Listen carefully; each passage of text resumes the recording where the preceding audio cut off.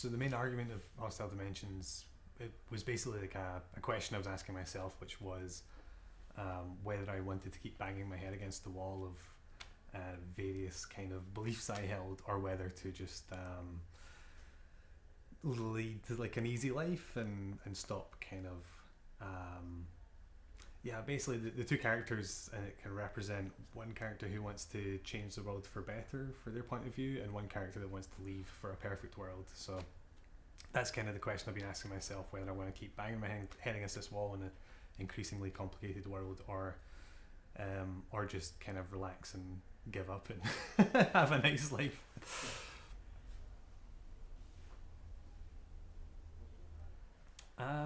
I think I drew from a lot of different references. Mostly found footage films that I like, documentaries I like. Massively inspired by Benson and Moorhead, and I started writing the film before Something in the Dirt came out in the UK, at least. And then halfway through writing, it did come out, and I watched it straight away just to make sure both that I wasn't treading on the same kind of ideas, but also to just see what inspiration I could take from that as well. But yeah, generally just found footage as a whole is just really my main well of inspiration.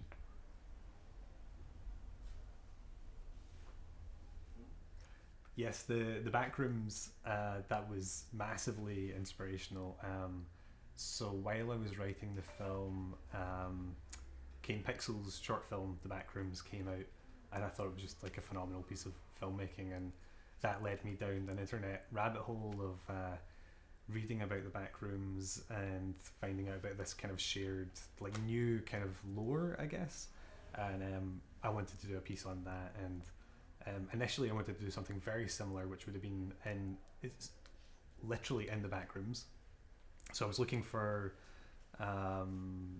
basically white spaces in Glasgow that we could shoot in that would, resemble these kind of like repeating white empty rooms. But it's surprisingly difficult to find that kind of location, because anyone that has that kind of location is going to spice it up in some way, and so it's not just a boxy white room.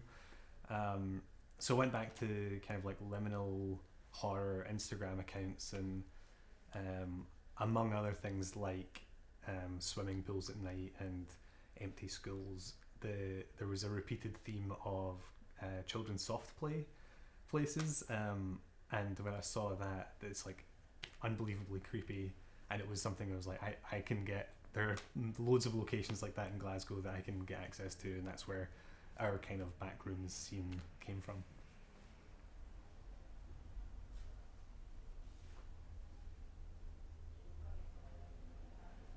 So the main difficulty when you're working with a budget like we worked at is just generally not having money to cover very basic things, and every expense that comes in is practically catastrophic.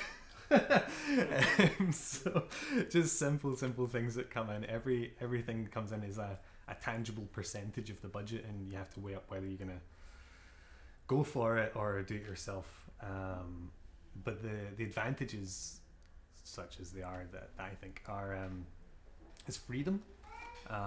So Bluefinch, our sales agents, were really supportive in terms of letting me just do what I wanted within a very loose set of parameters, and that meant that generally I could do whatever I wanted. And when it comes to making films, that's quite a rare position to be in. Generally you've got financiers and various other kind of people above you that are telling you certain things you can and can't do, and because Bluefinch were the only people that were in a sense above me, and they were very supportive of me, it meant that I had pretty much free reign, and it was just down to me and the actors to decide how we put the film together. It's a huge advantage to a film with a budget like this.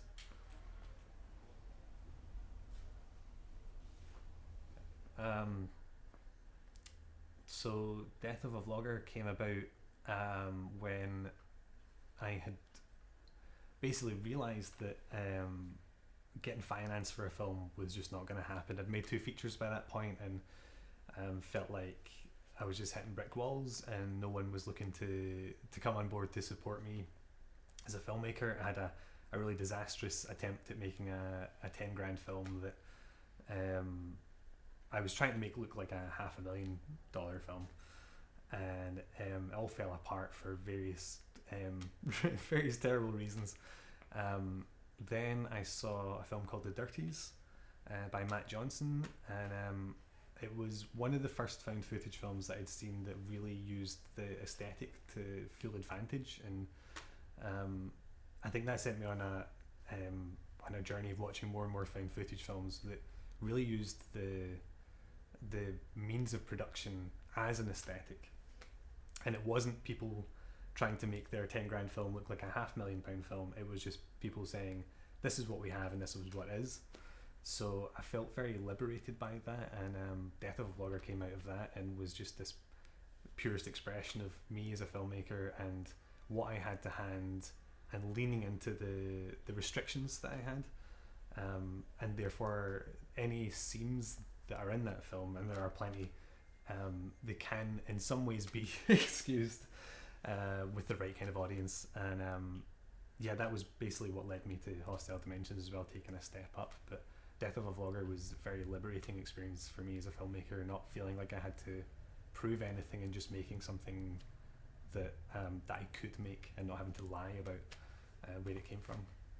What is? So I've got a bunch of things lined up, nothing concrete yet, and just basically waiting for the first people to jump on board.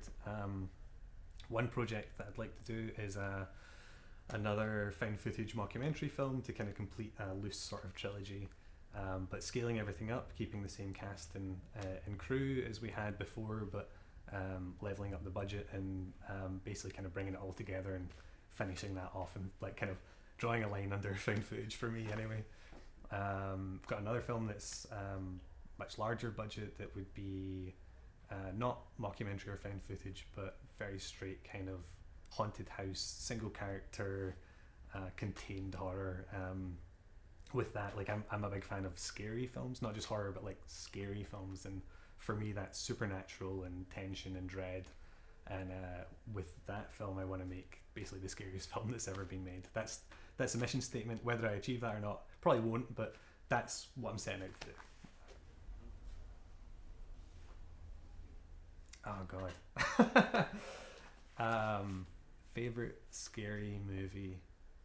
Well, I can say like the scariest film I've ever watched is Lake Mungo, which terrified me so much that I had to call my now spouse Joma, who wasn't living with me at the time. I was living alone, and after it finished I had to call them and just make myself feel a bit better, and that's just because the flat felt very empty and very haunted.